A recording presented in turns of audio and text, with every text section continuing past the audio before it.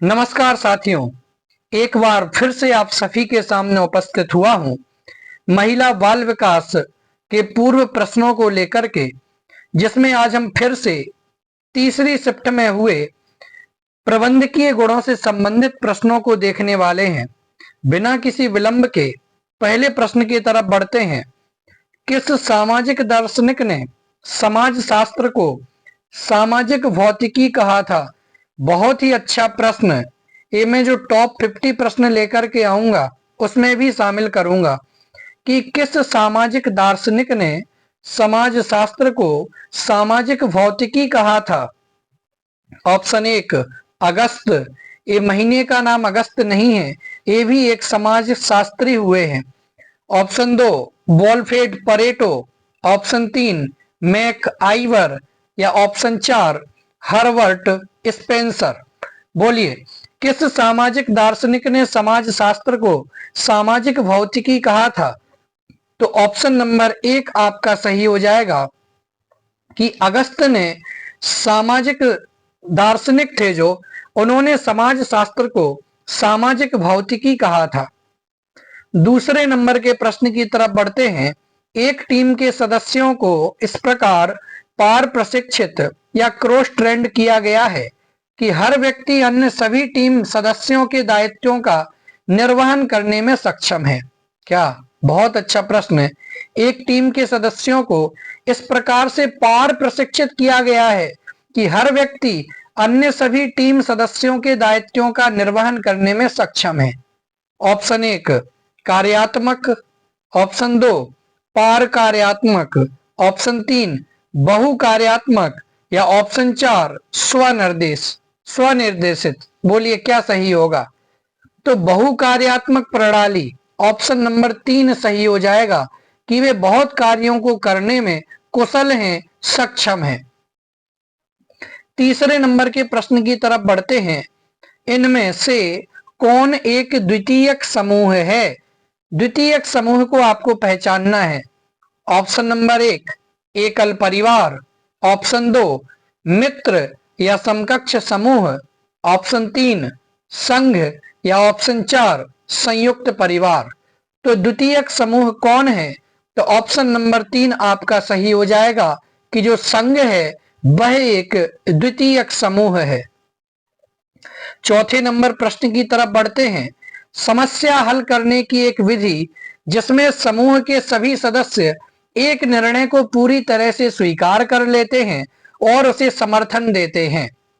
तो यहां आपसे समस्या हल करने की विधि के बारे में पूछा जा रहा है कि समस्या हल करने की वो कौन सी विधि है कि जिसके कारण से सभी सदस्य एक निर्णय पर अपनी सहमति बना लेते हैं और उसे समर्थन देना स्वीकार करते हैं। ऑप्शन 1 मानदंड, ऑप्शन 2 समझौता, ऑप्शन 3 लक्ष्य या ऑप्शन 4 आम सहमति। तो समस्या हल करने की वह विधि कौन सी है? तो वह आम सहमति विधि है जिसमें समूह के सभी सदस्य एक निर्णय को पूरी तरह से स्वीकार भी कर लेते हैं और उसे समर्थन भी देते हैं। बहुत ही अच्छा प्रश्न है। आगे बढ़ते हैं। 5 नंबर का प्रश्न। संचार खाली स्थान प्रदान करने का कार्य है। संचार क्या प्रदान करने का कार्य है? ऑप्शन 1 प्रशिक्षण, ऑप्शन 2 सूचना, ऑप्शन 3 ज्ञान या ऑप्शन 4 संदेशों या संदेश।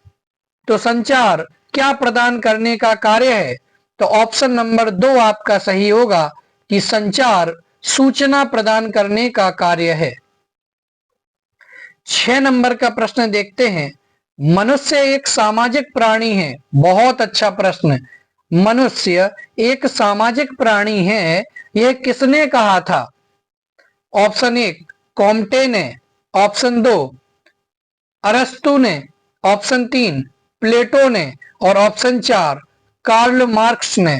बोलिए, मनुष्य एक सामाजिक प्राणी है, ये किसने कहा था?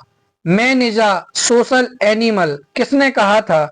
तो ऑप्शन नंबर 2 आपका सही हो जाएगा कि यह अरस्तु ने कहा था। बहुत अच्छा प्रश्न है, इंपॉर्टेंट प्रश्न है। आगे बढ़ते हैं। 7वें नंबर का प्रश्न देखते हैं। सामाजिक क्षेत्र में खाली स्थान शामिल है। सामाजिक क्षेत्र में क्या शामिल है? ऑप्शन 1 स्वास्थ्य व शिक्षा, ऑप्शन 2 आर्थिक नीति, ऑप्शन 3 आवास या ऑप्शन 4 उपर्युक्त सभी। तो सामाजिक क्षेत्र में क्या शामिल है? तो सामाजिक क्षेत्र में स्वास्थ्य व शिक्षा भी शामिल है, आर्थिक नीति भी शामिल है, आवास भी शामिल है। इसलिए आपका ऑप्शन नंबर 4 सही हो जाएगा, उपर्युक्त सभी। आगे बढ़ते हैं, 8वें नंबर का प्रश्न देखते हैं। लक्ष्य खाली स्थान में मदद करते हैं। लक्ष्य किसमें मदद करते हैं? ऑप्शन 1 संचार करने में, ऑप्शन 2 सफल होने में, ऑप्शन 3 कार्य करने में या ऑप्शन 4 प्रेरित करने में। तो लक्ष्य किसमें मदद करते हैं? तो लक्ष्य कम्युनिकेट या संचार करने में मदद करते हैं। ऑप्शन नंबर 1 आपका सही हो जाएगा। 9वें नंबर का प्रश्न देखते हैं। सामाजिक समूह कार्य में क्षेत्र कार्य खाली स्थान अर्जित करने में सहयोग करता है। सामाजिक समूह कार्य में क्षेत्र कार्य क्या अर्जित करने में सहयोग करता है? ऑप्शन 1 ज्ञान, ऑप्शन 2 कौशल, ऑप्शन 3 रवैया या ऑप्शन 4 उपरोक्त सभी। तो सामाजिक समूह कार्य में जो क्षेत्र कार्य है वह उपरोक्त सभी अर्जित करने में सहयोग करता है। यानी कि सामाजिक समूह कार्य में जो क्षेत्र कार्य किया जाता है उसके माध्यम से ज्ञान भी अर्जित करते हैं, उसके माध्यम से कौशल भी अर्जित करते हैं और उसके माध्यम से रवैया भी अर्जित किया जाता है। 10वें नंबर का प्रश्न देखते हैं। केंद्र सरकार के विकास व्यय में खाली स्थान शामिल होता है। केंद्र सरकार के विकास व्यय में क्या शामिल होता है? ऑप्शन 1 रक्षा व्यय, ऑप्शन 2 आर्थिक सेवाओं पर होने वाला व्यय, ऑप्शन 3 सामाजिक और सामुदायिक सेवाओं पर होने वाला व्यय या फिर राज्यों को अनुदान। तो केंद्र सरकार के विकास व्यय में क्या शामिल होता है? तो ऑप्शन नंबर 1 आपका सही हो जाएगा कि केंद्र सरकार जो विकास व्यय बनाती है उसमें रक्षा के संबंध में जो व्यय किया जाता है वह शामिल होता है। 11 नंबर का प्रश्न देखते हैं। निम्नांकित में से कौन अशाब्दिक संचार है? अशाब्दिक संचार यानी हमें शब्द नहीं बोलना है, शब्दों का जिसमें कोई रोल नहीं हो उसे अशाब्दिक संचार कहेंगे। तो नीचे दिए गए 4 ऑप्शन में कौन अशाब्दिक संचार है? ऑप्शन 1 चेहरे के हाव भाव, बिल्कुल यह एक अशाब्दिक संचार है। ऑप्शन 2 दिखावट या रूप रंग, यह भी एक अशाब्दिक संचार है। ऑप्शन 3 मुद्रा, यह भी एक अशाब्दिक संचार है।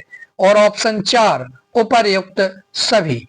तो ऑप्शन नंबर 4 आपका सही हो जाएगा कि ये चेहरे के हाव भाव, दिखावट, रूप रंग और मुद्रा ये सभी अशाब्दिक संचार की कोटि में आते हैं। 12 नंबर का प्रश्न देखते हैं। इनमें से कौन समूह चिंतन का एक लक्षण नहीं है? दिए गए 4 ऑप्शन में से एक ऑप्शन ऐसा है जो समूह चिंतन का लक्षण नहीं है, उसे आपको पहचानना है।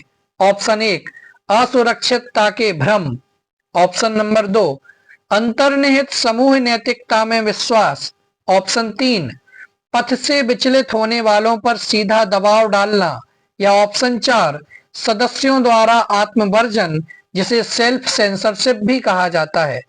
तो समूह चिंतन का लक्षण क्या नहीं है? तो ऑप्शन नंबर 1 आपका सही हो जाएगा कि असुरक्षितता का भ्रम पालना यह समूह चिंतन का लक्षण नहीं है। तो फिर समूह चिंतन के लक्षण क्या हैं? कि अंतर्निहित समूह नैतिकता में विश्वास करना, पथ से विचलित होने वालों पर सीधा दबाव डालना और सदस्यों द्वारा आत्मवर्जन करना, ये सब समूह चिंतन के लक्षण होते हैं। 13 नंबर के प्रश्न की तरफ बढ़ते हैं। इनमें से कौन टीम विकास का एक चरण नहीं है? टीम विकास का एक चरण क्या नहीं है? ऑप्शन 1 रचना या फिर फॉर्मिंग, ऑप्शन 2 निर्णय, ऑप्शन 3 स्थगन या ऑप्शन 4 धावा। तो टीम विकास का एक चरण क्या नहीं है? तो ऑप्शन नंबर 2 आपका सही हो जाएगा कि जो निर्णय है वह टीम के विकास का एक चरण नहीं है। 14 नंबर का प्रश्न देखते हैं कि इनमें से कौन संचार का सबसे प्रभावशाली तरीका है? संचार का सबसे प्रभावशाली तरीका क्या है? ऑप्शन 1 शाब्दिक, ऑप्शन 2 अशाब्दिक, ऑप्शन 3 लिखित या ऑप्शन 4 उपर्युक्त सभी। इनमें से कौन संचार का सबसे प्रभावशाली तरीका है? तो ऑप्शन नंबर 3 आपका सही हो जाएगा कि जो लिखित तरीका है वह संचार का सबसे प्रभावशाली तरीका होता है। चलिए आगे बढ़ते हैं। 15 नंबर का प्रश्न, सामाजिक न्याय खाली स्थान के बीच का संतुलन है? तो सामाजिक न्याय किसके बीच का संतुलन है? ऑप्शन 1 व्यक्ति के अधिकारों और सामाजिक नियंत्रण के बीच का, ऑप्शन 2 समाज और व्यक्ति के बीच का, ऑप्शन 3 मौलिक अधिकारों और न्यायिक तंत्र के बीच का, और ऑप्शन 4 व्यक्ति और परिवार के बीच का। तो सामाजिक न्याय किसके बीच का संतुलन है? तो ऑप्शन नंबर 1 आपका सही हो जाएगा कि व्यक्ति के अधिकारों और सामाजिक नियंत्रण के बीच का संतुलन है सामाजिक न्याय। बहुत अच्छा प्रश्न। आगे बढ़ते हैं 16 नंबर के प्रश्न की तरफ। विमुक्त जनजातियां हैं। विमुक्त जनजातियां कौन सी हैं? ऑप्शन 1 पूर्व अपराधी जनजातियां, ऑप्शन 2 अस्पृश्य जनजातियां, ऑप्शन 3 खानाबदोश या वंजारा समुदाय, और ऑप्शन 4 कारीगर या शिल्पी। तो विमुक्त जनजातियां कौन सी हैं? तो ऑप्शन नंबर 1 आपका सही हो जाएगा कि पूर्व अपराधी जनजातियां विमुक्त जनजातियां हैं। आगे बढ़ते हैं 17 नंबर के प्रश्न की तरफ। सामाजिक नीति के उद्देश्य क्या हैं? सामाजिक नीति के उद्देश्य क्या हैं? ऑप्शन 1 सामाजिक परिवर्तन, ऑप्शन 2 सामाजिक एकीकरण, ऑप्शन 3 जीवन की गुणवत्ता में सुधार, और ऑप्शन 4 उपर्युक्त सभी। तो सामाजिक नीति के उद्देश्य क्या हैं? तो सामाजिक नीति का उद्देश्य है सामाजिक परिवर्तन, बिल्कुल सही। सामाजिक नीति का उद्देश्य है सामाजिक एकीकरण, बिल्कुल सही। और सामाजिक नीति का उद्देश्य है जीवन गुणवत्ता में सुधार, एकदम सही। इसलिए आपका ऑप्शन नंबर 4 सही होगा, उपर्युक्त सभी। आगे बढ़ते हैं 18 नंबर का प्रश्न देखते हैं। समाज का मूल किस अवधारणा में है? समाज का मूल किस अवधारणा में है? ऑप्शन 1 कार्य या क्रिया, ऑप्शन नंबर 2 अंतर क्रिया, ऑप्शन नंबर 3 भूमिकाएं, और ऑप्शन नंबर 4 संवर्धन या कल्चर। बोलिए समाज का मूल किस विकास अवधारणा में है? तो ऑप्शन नंबर 2 आपका सही हो जाएगा कि समाज का मूल अंतर क्रिया की अवधारणा में है। 19 नंबर का प्रश्न देखते हैं। इनमें से कौन संचार प्रक्रिया का एक प्रकार है?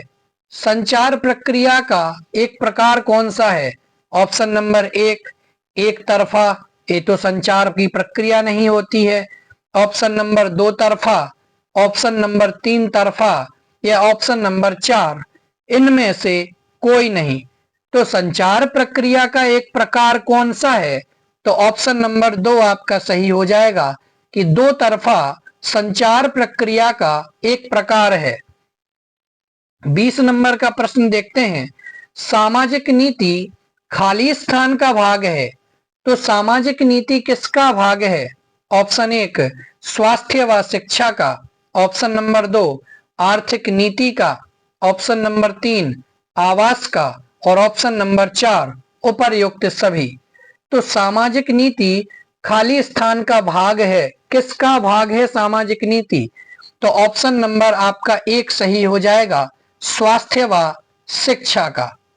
आगे बढ़ते हैं 21 नंबर का प्रश्न फटाफट करते हैं। समूह कार्य का आधारभूत उद्देश्य है। समूह कार्य का आधारभूत उद्देश्य क्या है? ऑप्शन 1 व्यक्तित्व विकास, ऑप्शन नंबर 2 समस्या हल करना, ऑप्शन नंबर 3 पुनर्समायोजन और ऑप्शन नंबर 4 उपचार। बोलिए फटाफट, समूह कार्य का आधारभूत उद्देश्य क्या है? तो ऑप्शन नंबर 2 आपका सही हो जाएगा कि समस्या को हल करना समूह कार्य का आधारभूत उद्देश्य है। 22 नंबर के प्रश्न की तरफ बढ़ते हैं।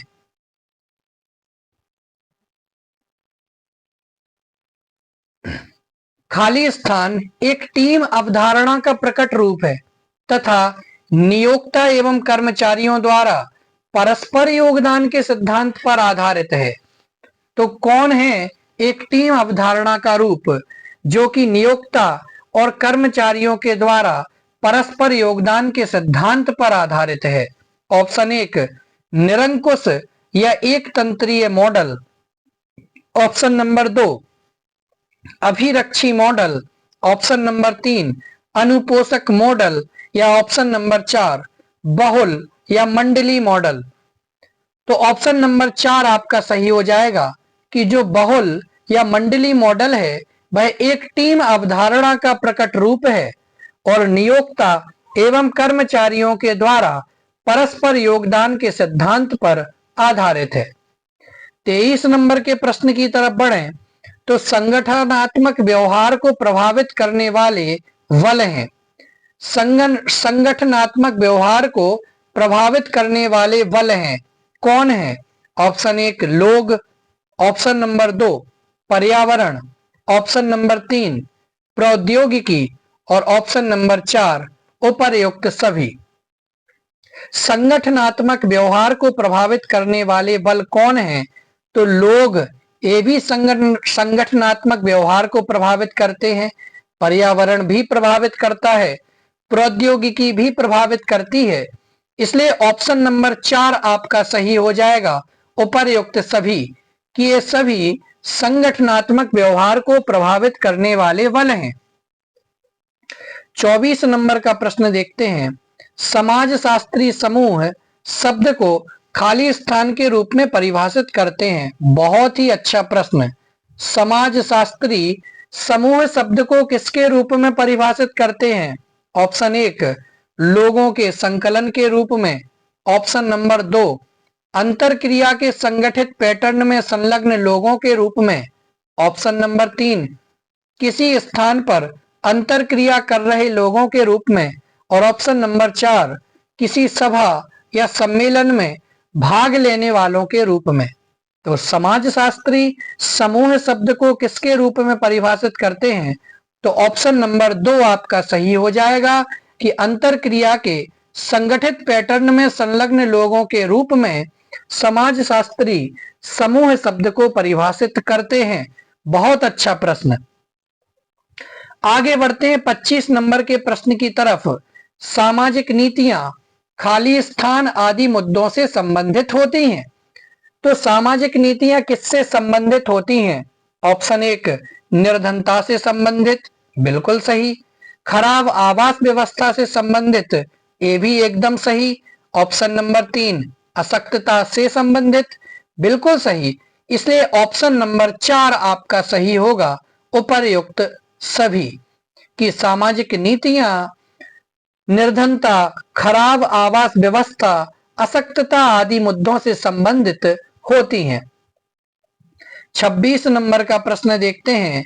इनमें से कौन संचार की एक विशेषता नहीं है? संचार की एक विशेषता कौन नहीं है?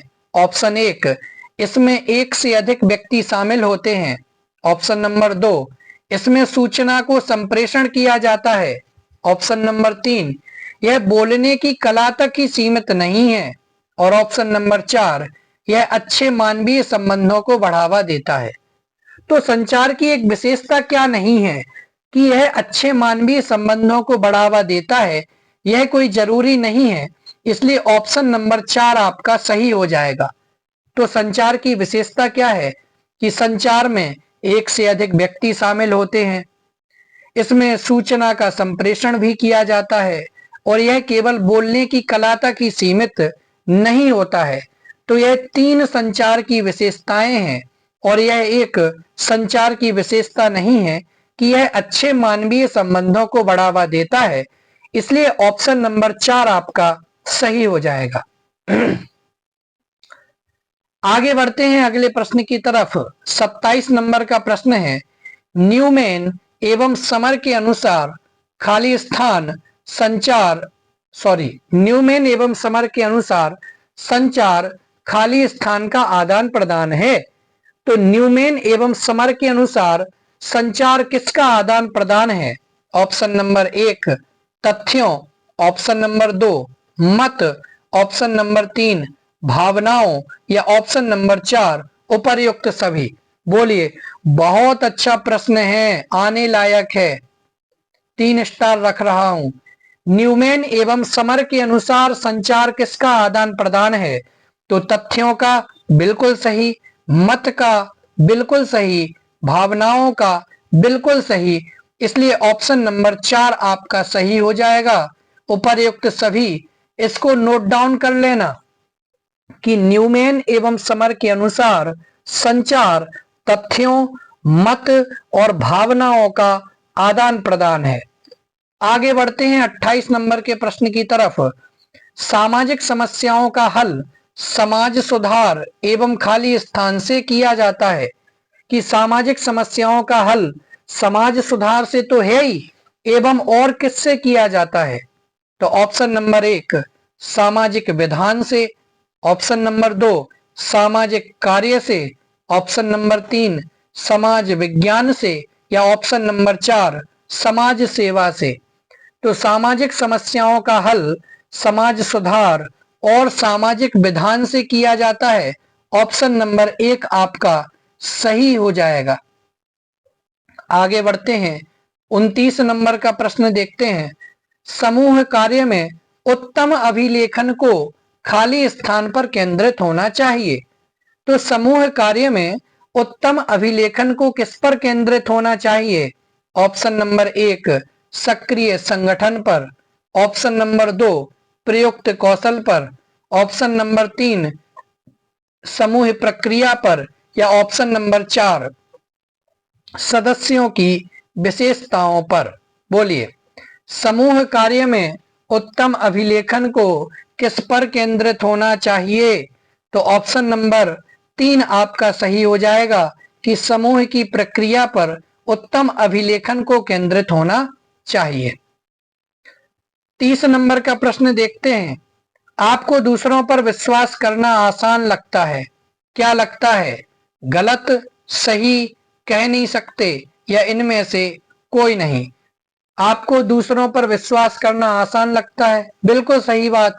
हम इस समय में जितना एक दूसरे पर आसानी से विश्वास कर लेते हैं उसके बारे में कुछ नहीं कहा जा सकता है। 31 नंबर के प्रश्न की तरफ बढ़ते हैं। सामाजिक समूह कार्य में कार्यक्रम खाली स्थान पर आधारित होता है। तो सामाजिक समूह कार्य में कार्यक्रम किस पर आधारित होता है? ऑप्शन नंबर 1 रुचि एवं संसाधनों, ऑप्शन नंबर 2 कर्मी की रुचि एवं संसाधनों, ऑप्शन नंबर 3 समूह की रुचि एवं संसाधनों और ऑप्शन नंबर 4 उपरोक्त में से कोई नहीं। तो सामाजिक समूह कार्य में कार्यक्रम किस पर आधारित होता है? तो ऑप्शन नंबर 3 आपका सही हो जाएगा कि यह समूह की रुचि एवं संसाधनों पर आधारित होता है। 32 नंबर के प्रश्न की तरफ बढ़ते हैं। अपेक्षा को वास्तविक बनाने की प्रक्रिया, अपेक्षा को वास्तविकता बनाने की प्रक्रिया क्या है? विचार मंथन, समस्या हल करना, मानदंड या फिर लक्ष्य। तो अपेक्षा को वास्तविकता बनाने की प्रक्रिया समस्या हल करना कहलाती है। ऑप्शन नंबर 2 आपका सही हो जाएगा।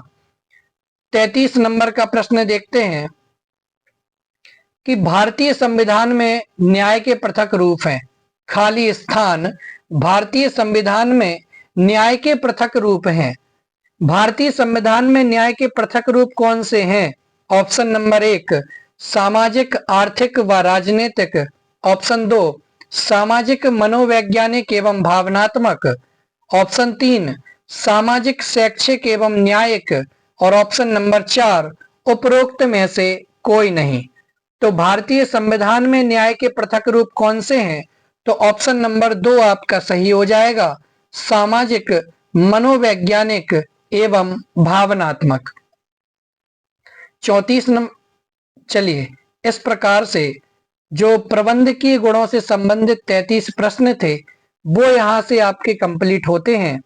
आप इन प्रश्नों का अभ्यास करें, निश्चित रूप से आपको बहुत फायदा पहुंचेगा और एग्जाम में आपको सफलता मिलेगी। मिलते हैं अगले वीडियो के साथ। धन्यवाद। जय हिंद। वंदे मातरम।